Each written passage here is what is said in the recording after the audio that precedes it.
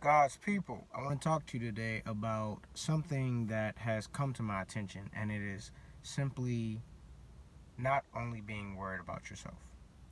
Now, today's world that we live in is a world that I feel tends to be very narcissistic.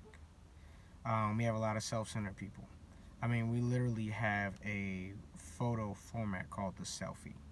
Um, we are into ourselves so much that a lot of times we step on others. And then on the opposite side of that, you have some people who are so caught up in other people that they forget about themselves. But we're not focusing on them today. We're focusing on the people who are very narcissistic. And in Proverbs chapter 2, verse 4, it reads, "Do not merely look out for your own personal interests, but also for the interests of others." And if you read through the first three verses that precede this verse, it really gets into the mindset of not being so self centered. I don't think many people realize how everything that you do impacts somebody.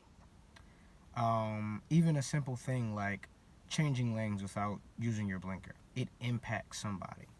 Because that person who may have not been the most attentive driver for whatever reason, they are all of a sudden faced with a car that is merging into their lane and they're not prepared for it, and that has impacted them, that has caused them stress, that has caused some strife in that moment. And that could be minuscule to some, but on a grander scheme of things, everything that we do has an impact on somebody. So if you take that mentality and you say, okay, everything that I do has an impact on somebody, then maybe I should do things that would impact people in a more positive way. And truly believe that this is God's way of showing us how we can work together for the greater good. Because when you do things without a selfish conceit, without a narcissistic approach to life, then you can do things for yourself. But in the things that you do for yourself, you can also bless others. And that's where I truly feel like we'll start to embody and embrace the love that God has for us, the love that God has displayed and extended to us. Because at that point, we truly start to embody and act like Jesus. And I think that's what we should strive to do every day, is to be more and more like Jesus.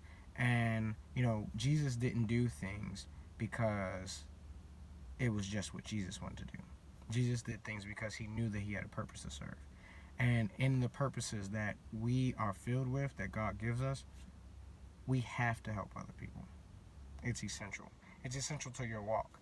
And anyone who thinks that they can go through life and simply do things just for themselves, they're self centered, they start a business, they save money, they start a job, whatever it is they do, and they only think that it's about themselves, you'll never feel satisfied from that. And I can tell you from personal experience. When you only focus on you and you go about things in life making sure that you exclude others and you make sure that the only person benefiting from something is you will not be satisfied in anything that you do. So I challenge you to be more like Jesus, to do things not because it's only good for you, to do something because it could benefit somebody else, to consciously go through your day and say, hey, I'm gonna make sure that whatever I do, if someone else saw it, if it was going to deter from someone else's day in any type of way, if it was going to potentially bless somebody, or even if it was going to maybe take away from something, um, that it can leave a positive, lasting impression, even the slightest thing. So find that one thing to do today. That could be today, tomorrow, sometime this week. But start working on that and be conscious about everything that you do because it does impact others.